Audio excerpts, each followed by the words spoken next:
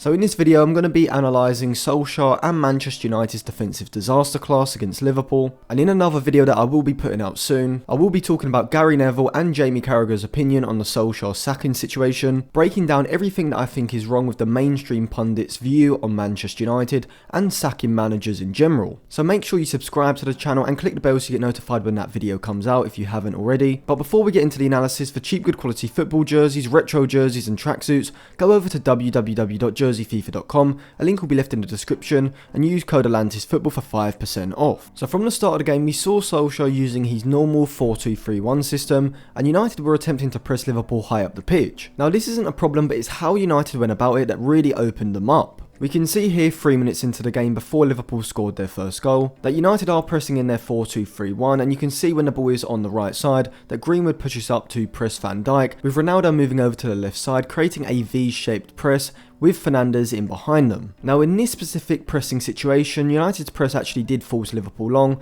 and that's because their front four are positioned narrow and close enough to the player they're meant to be pressing that when they receive the ball they can apply the pressure and carve the passing lanes in behind them. But the crucial thing to be looking for here is where Wan-Bissaka is. He's pushed high up the pitch, and for the first goal, it was really the problem down the right side, the lack of coordinated pressing that really opened up United. And in the commentary, Gary Neville suggested that it was because Wan-Bissaka and Greenwood pushed too far up the pitch. However, I actually think it's the reverse, that they didn't push high enough up the pitch soon enough, and that's what opened up the United system. So we see here Greenwood has moved to press Van Dijk, and because he is the right-sided player of the three behind Ronaldo, when he moves to Van Dijk, this opens up the passing lane into Robertson. And ideally, if United are going to press high, they need a player to be on Robertson as soon as that pass goes into him to stop him then being able to turn and play a pass forward. Wan-Bissaka is too deep, so when he moves to press Robertson, Robertson has already opened up his body and plays the ball down the line. This United press is exactly what I would call an uncoordinated press. It's not necessarily that the pressing shape or intention of the press is wrong, it's that the timings of the pressing players seems to be out of sync, and United are about a second or two behind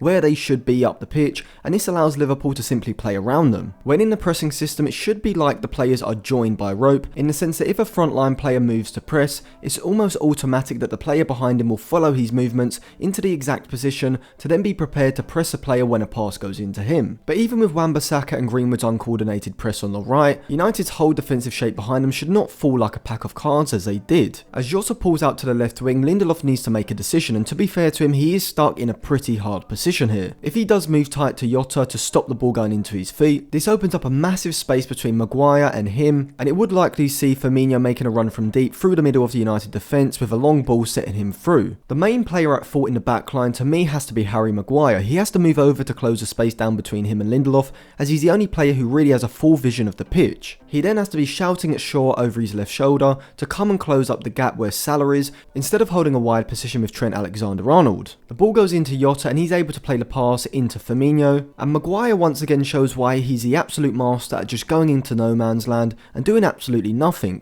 He pushes out to Firmino but not quick enough to actually stop him being able to turn and play a forward pass. Instead he should just retreat, except that Firmino's got the ball in the middle third and he's going to drive at the back line, because him just moving into this area simply opens up the space for the ball in behind for Salah, and then it leaves Shaw in a 2v1 situation. But Liverpool's interplay is fantastic between Jota, Firmino and Salah, and Keita's third man run is absolutely what you want from your central midfielder. And even though some may blame Fred and McTominay for not following Keita's run from deep, because United's high pressing system needs them to be higher up the pitch, otherwise there's going to be a massive vertical distance between the front four pressing and the rest of the team behind them. I am going to come on to how I think Solskjaer should have set up the midfield for this game, but if you want a broader view of how I would set up Manchester United as a whole if I was manager, check out the video linked in the description, which I did release today, or yesterday if this video comes out on Tuesday, and you can see the contrasting views between how Solskjaer sets up his Manchester United side and how I would set up this Manchester United side instead. Now I know I have spent quite a long time analysing the first goal, but I think this was a perfect representation of everything wrong with Solskjaer's pressing system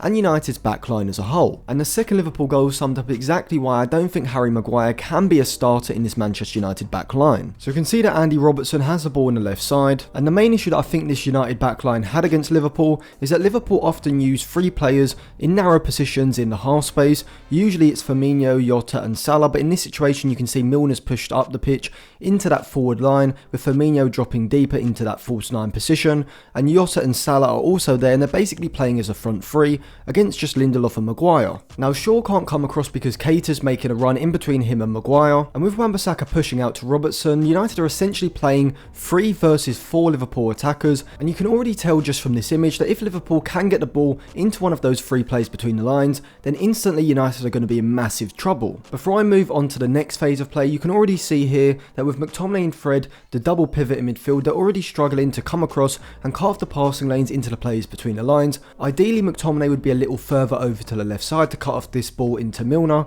and that would allow Fred to move across as well, and if they had another central midfielder in a midfield 3, he could tuck in, creating a midfield 3 across that line. But because Solskjaer went with a 4-2-3-1, it had the front 4 pushing higher up the pitch, leaving Fred and McTominay isolated in situations like this. From here, Robertson plays a pass in behind Maguire, but for some reason Maguire doesn't just step to the ball and clear it. He seems to be treading water, hesitant to actually run towards the ball, and seems to be doing his best to avoid it. The ball eventually ends up between Maguire and Shaw, and for some reason, rather than just leaving the ball for Shaw, Maguire attempts to clear the ball, completely fucks it up and allows it to drift to Keita on the edge of the box. And in this phase of play, we can see that McTominay is just ball watching. He allows Milner to run off of him instead of just tracking his run. He's got no one else near him. It's the only run he should be tracking. He doesn't do that. The ball gets moved out to Trent Alexander-Arnold, and now Lindelof in the centre of the box is in all sorts of trouble. We had to move across to close up that space with Maguire being pushed out of the back line, and Maguire for some reason seems to never be able to drop back quickly enough. If you look when the ball was on the edge of the box, for some reason he held his position. There was absolutely no need for him to do that.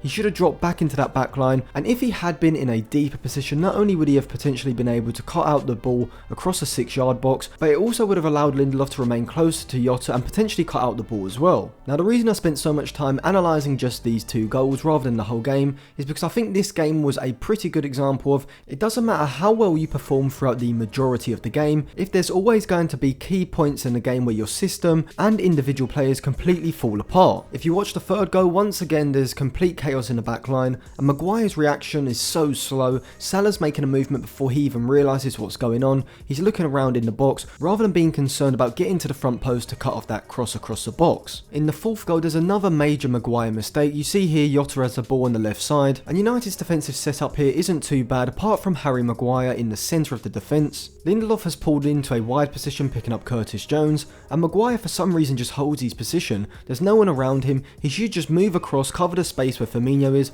and get Shaw to tuck in next to him. Instead, he doesn't do this, and inexplicably he then allows Firmino to just turn with the ball, and once again Liverpool have the ball on the edge of United's box, with the United defenders in the back line completely dragged out of position. The ball falls for Salah, and obviously he puts it in the back of the net to make it 4. And even for the 5th goal, Maguire showed his complete lack of pace and acceleration, turning like a bus, and Salah goes through 1-on-1 to make it 5-0. And this has to be one of the worst individual defending performances I've ever seen in the Premier League. Now, what Solskjaer should have done at half time is drag Maguire off and replace him with pretty much anyone because he was that bad, but obviously he's not going to do that, and it does feel like United are just constantly playing the same way. They play that 4-2-3-1, pressing in a 4-2-4 shape every single game regardless of the opposition, and if you come up against a side that's set up to beat you like this, they know how you're going to press, they know how to work the ball around you, you will get absolutely opened up no matter who you're playing in your side. But if you have someone like Harry Maguire at the centre of your defence who has no positional ability at all, seems to not know where to stand in the back line, and always seems to be about a second behind the opposition players when it comes to making a reactive movement, then it really doesn't matter how well you play throughout the rest of the game and how many chances you create, because you're just going to be constantly giving away goals left, right and centre, which is what United are currently doing. In this game, Solskjaer should have gone with a 4-3-3, used 3 central midfielders to spread along that line, because you know Liverpool want to have players dropping into the space between your midfield and defensive lines, so you need to keep yourself as vertically compact as possible, and the more players you have in that central midfield position, the more players can move across and cut off the passing lanes. But with just McTominay and Fred positioned in the midfield double pivot, it's always going to be a struggle for them to close off all the passing lanes, and that's why it was so easy for Liverpool to progress the ball from the middle to the final third. Solskjaer also needs to work out what he actually wants to do when his side don't have the ball. It seems like the front 4 want to press aggressively, but the players behind them are too reluctant to push up the field, and when they don't push up high enough, the press is disjointed, and we saw it with the first goal particularly. Wan-Bissaka was far too deep to begin with,